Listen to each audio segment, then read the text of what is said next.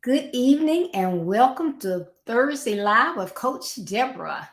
I'm super excited to have you here today as we have another broadcast on our September topic, a theme, reaching out to close the gap. We want to close that gap. Well, today I'm excited to be here again on Thursday Live. Make sure that you come in and like my page, like my Build Your Best Life Facebook page. Share, put your comments in. I love comments. I like to see that you are engaged. Also, please subscribe to my YouTube face, my YouTube page, Build Your Best Life with Deborah D. Smith. I greatly appreciate you being here because you could have been anywhere else, but you're here with me live, and I appreciate that so much. Now, my topic today is Macho Man. Macho Man. Yes. So, when you hear that term Macho Man, what do you think of? And don't say the village people. Okay, so what do you think of? Strong, intelligent, resourceful, confident, self-sufficient, trustworthy. Strong, that's a big word, strong. So when you think about it, so strong, a man is strong. You look at him, he looks fierce, ready to do business, ready to take control, ready to protect his woman. But does that mean he can't show emotions? Now, I know a lot of men were raised not to show emotions, but that's why God gave it to us to show. So we all have emotions and we are supposed to show them freely. It's just that we can't get there, lay down, and stay there. But, some men feel that they can't show too much that they're self-confident or they are really this or really that because people look at them a certain type way. So they try to hold in those emotions. So I'm here today to tell you, hey, men, hey, young man, older man, middle-aged man, whatever age, you have emotions, express them. When you stand up, identify, and deal with an issue, guess what? You are indeed a macho man. Don't let anybody try to take that from you. Okay? All right. Welcome, welcome, welcome. All right. So let's just talk about a couple things. And that's those emotions. What emotions? What emotions? No, I'm not talking about the hugging and the kissing. I'm talking about being able to laugh out loud. Hey, it's nothing for a lady to sit there and just giggle about something that's funny. But sometimes, a man may think, oh, I got to be strong, yeah, it was funny, but yeah, no, laugh. It is so good to get that laughter out. It makes you feel like you've been taking some breaths. Crying. Now, this is a big one. Some men have been told ever since they were young, suck it up. Don't cry. Men don't cry. Wipe your tears. There are some religions that, say you shouldn't cry. People have death or whatever. You got to be strong. Here, eat a peppermint. Don't cry. That's an emotion that we were given. It's okay to cry if you are hurt. I mean, sometimes, I'll cry if I'm angry. If I'm angry and the person that has made me angry is someone that I hold in high esteem, and I would never disrespect them in any way, so I can't really say what it is that I want to say, then I may cry. But that's just an emotion, and I have to get that out. I can't say what I got to say, but I got to get something out, so I'll be okay. It's okay to be sad. If you're sad, you're sad. Get angry. You know what? He just cut me off. I know he saw me. Why you cut me off? You said it, you yelled, they didn't hear you. but you got it out. You're okay. So you don't have to take that home with you tonight, take it out on the kids, the wife, your mom. You're okay. Sometimes you're having one of those days like, you know what? I wish I could scream. Hey, you can. Go outside, get in your car, and let one out. Just scream. Oh, I had to get that out. Oh, I feel so much better. Do what you got to do, but get it out and move on. Don't lay there and sulk in it. That's where the problems ensue. But emotions are fine. Again, show those feelings and move on. 3, maintain intense emotions for prolonged periods is not conducive to staying healthy. So when I say exhibit those emotions and keep it moving, you got to keep moving. Let's just say there was someone that passed away and you really held that person in high esteem, you loved them, or someone that you respected, there was someone that was there for you and nobody else was, and you feel like crying, but you've been raised that men don't cry. So you try to hold it in, try to hold it in. All of a sudden, people, how you doing? How you doing? Oh, I'm good. You sure you're good? Yes, I'm good. Well, you saying you're good because you've been raised to feel like you can't express anything, but you're okay. So what happens? It's like you ever been somewhere and you felt like you were getting ready to cry and you were trying not to cry and it feels like you got a lump up here, you're tight in your chest. Well, guess what? Because you are holding all those emotions inside, it begins to impact your health. It can impact your physical health or your mental health, but it's staying inside because you're not letting it out.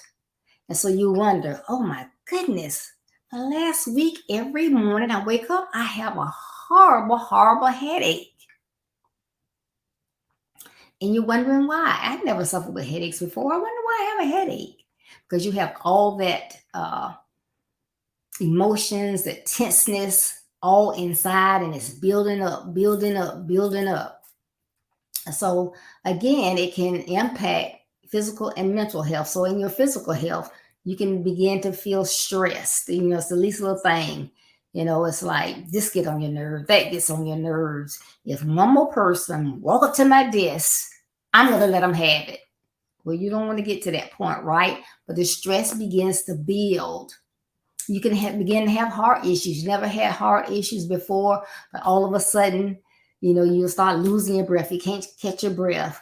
Oh, I got a tight pain in my chest. Well, why do I have this tight pain in my chest? The first thing somebody normally says is, well, what did you eat? You probably got to have indigestion. Well, you should know your body a little bit better than they do, but it could be those emotions that you're holding inside. You can have problems sleeping. All your life, you've been one of those that just, when that head hit the pillow, you're gone. No cares, nothing. You just gone. But now you do have cares because there is someone that if something is going on in your life and you need to pick up the phone to call them, you can't call them. And you haven't let go of that feeling and let your psyche, your mind understand they're gone. They may be in heaven watching over me, but they're not here. I can't call them up. And so that can impact your physical health. As well, it can impact your mental health. So you begin to feel anxious about things.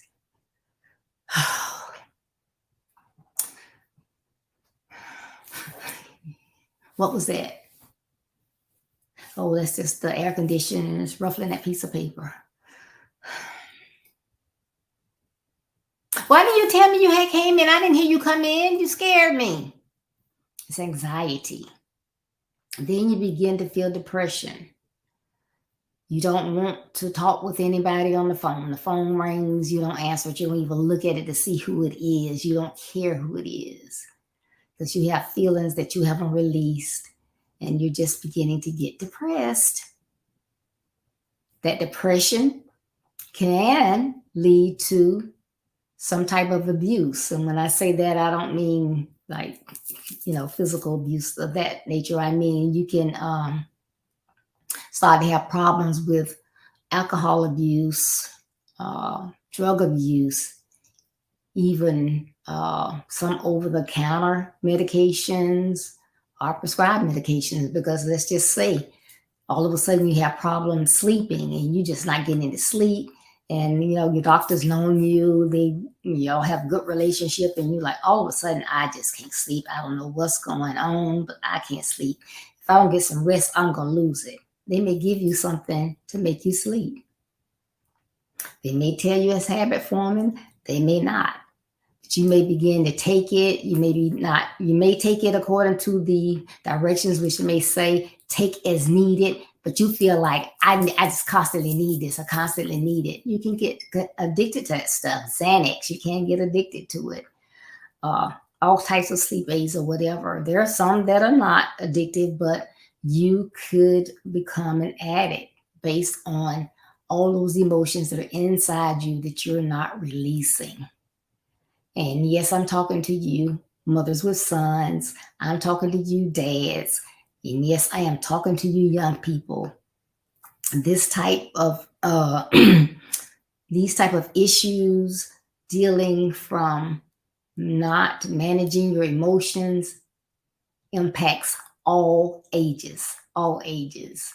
If you've heard me in the past couple of weeks talking about mental health and people having that, some of these conditions they say started when that person was 10 years or younger and never been dealt with. But today, if you've just joined, we are talking about Macho Man and that strong man feeling he can only stay strong and be recognized as being strong and the leader and able to take care and protect his family and himself if he does not show those emotions. And those emotions need to be shown. My fourth one is showing your true self. When you can sit and you can show your true self, hey, you're being macho, you're being that strong person, you're being you. So you have to speak your mind sometimes. Sometimes you get angry, like I said, sometimes I won't, but sometimes I will. But when you do, you still need to stop and kind of think before you get it out, because once those words come out, you can't wind them back in. So you need to say what you have to say, but say it in a way that it's not going to damage important relationships. I'll put it that way. So you want to say what you have to say, because you're not a doormat. You got to be yourself, and people have to respect you as you are to respect other people. So sometimes you just have to say, hey, I don't mind giving you a ride every now and then, but I kind of have a routine in the morning. So if you're going to need a ride, you need to let me know the day before, because with my routine, I do my meditations. I already have my clothes ready. I know what I'm going to wear, but I can take my time and breathe. I don't like driving traffic, so I'm leaving at a reasonable time. But when you call me when I'm getting ready to walk out the door, then that causes me some anxiety, because now that's adding 30 minutes to my trip. So I'm going to run into traffic, or I'm going to be late. So, I said that in an even tone. I didn't yell, didn't use any profanity. I just said what I had to say. And if they're your friend or they somebody that cares about the relationship, they should understand that, and it's okay, right? So do it so respectfully. Don't take on more than you can handle. We are so quick to try to please people, and they say, well, will you do this? Can you do this? Will you help me with this? You got time to do this? Well, I know you're busy, but blah, blah, blah, blah. You're okay. All right, I'll do it. Well, sometimes you have to say no. Because if it's going to put you in a place where you're not able to meet your deadlines, or you're not going to be able to get your rest, you're going to make yourself miss an important engagement because you're saying yes when you say no, then you're doing yourself a disservice. You're messing with your emotions, and you don't need to do that. So you want to be able to show your emotions, but you want them to kind of flow like smoothly, you know. You want everything to be as cordial as necessary and as possible. So, do what you need to do to get over hurt, disappointment, and people who have hurt you, whether that's physically or mentally. Sometimes we get in this place, and I'm saying you got to show emotions. Some people say, no, no, no, no, no, but you have to. But you have to recognize that, I'm in this place. That person really hurt me. I thought it was my friend. And to find out all this time, they've been, stabbing me in my back, saying this, telling lies, doing this, that, and the other. When I thought it was someone else, it was that person that was closest to me. Well, that's going to hurt. They may say, oh, I'm sorry. And you need to forgive them. And that's not for them, that's for you. It may take you a while, but you have to get over that hurt, because if you don't, it's going to impact your emotions, your well-being. And I talked about you want to be macho. Well, if you allow that hurt to remain, you don't address it, and it's just like year after year after year, it's just like, say you are outside and you're running around in the yard with your friends, you're playing basketball, you're doing this, that, and the other, and you think you feel something on your leg, but you don't pay it any attention. Later on that night, you're changing clothes and you look and you got blood on your socks, and you're like, oh, what happened? And you may see a gash or a deep scratch on your leg or whatever, and you're like, oh, I didn't realize I scratched my leg. I know I felt something, but wow, I scratched it on. And you're like, oh, okay, I'll just slap a bandage on it so my socks don't get ruined tomorrow, or my sheets won't get blood on them tonight. You don't do anything. You don't tell anyone. And next time you look at it, it's like turning colors. Like, why does it look like that? Look at it the next day, it's swollen. Then you're like, Mom, look at my leg. What happened to your leg? Why does it look like that? Yeah, I know it didn't. That didn't just happen. It happened 5 days ago. You go to the doctor, it's so infected that it's gone down to the bone, and they're going to have to dig out the flesh and medicate. You needed stitches. You should have gone that day. So it just festered and festered and festered. It got worse. And now it's this big issue when you could have gone to the doctor, probably got a couple stitches and been okay, and some medication. Well, that's the same thing that happens when someone hurts you, they do something to you, and you don't address it.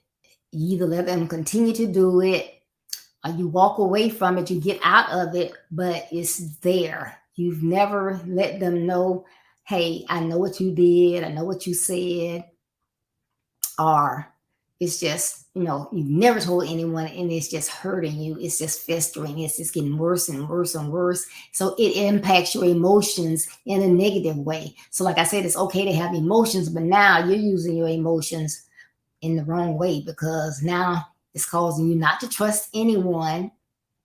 People that are nice to you, you might snap their heads off because, again, you don't trust anyone anymore.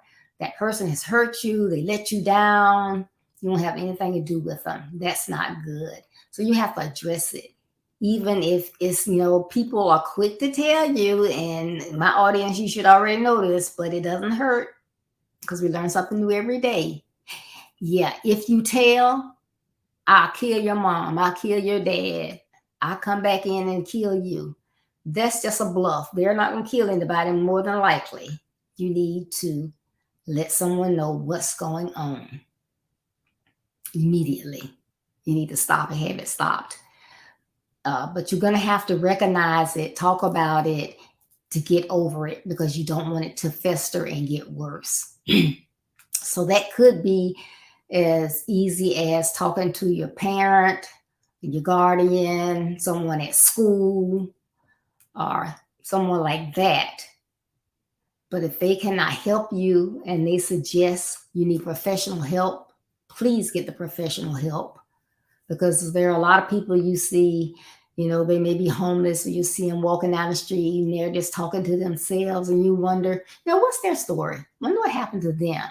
Because we all know they weren't always like that. They weren't born like that. But if you don't deal with things sometimes, it gets worse and worse. And we don't know what can happen. So we have to address things. If you need professional help, get professional help. There is nothing with going to a counselor, a psychiatrist, a therapist. There's nothing wrong with that. If someone can help you to feel better and do better, there's nothing wrong with that. There's a stigma. Ooh, I'm black. I don't believe in therapists. I don't believe in getting help. I don't care what color you are. You can be green. The same people can help everybody. If you need help, get help. Okay? I can't say that enough.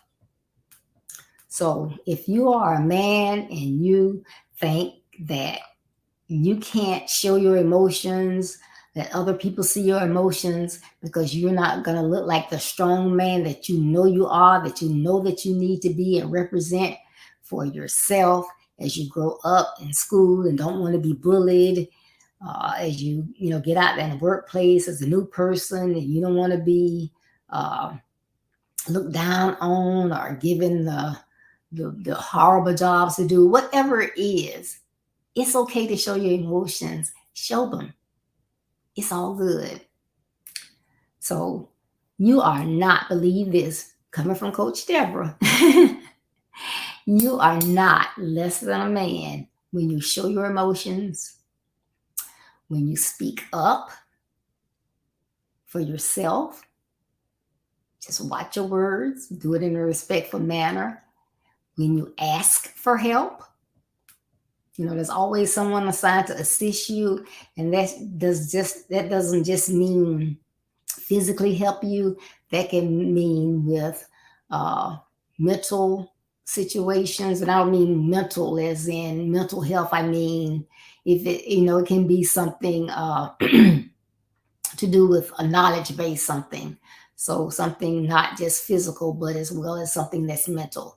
People are assigned to assist you with math, with science, with learning how to market, with learning how, helping you with accounting, with helping you prepare for an exam. And you can, ask for help. It's okay.